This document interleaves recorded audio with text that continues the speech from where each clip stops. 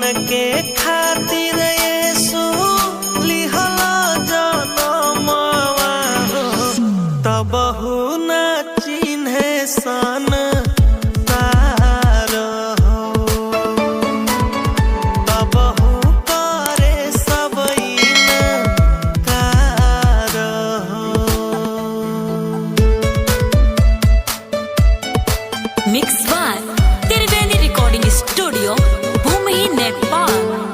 हमनी से नाता जोड़े, दुष्ट के बंधन तोड़े, डली अइला स्वर्ग के छोड़ हो।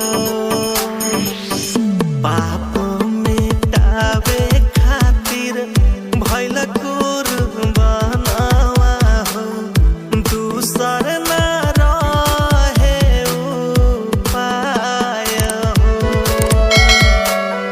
दुखवा के देखी करिया भइल बदरिया हो, यरूशलेम के मंदिर फाटल ऊपरा से नीचवा हो, तबो न करे सब विचार हो,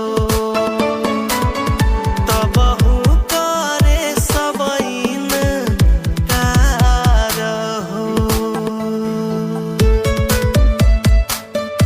mix by Triveni recording studio.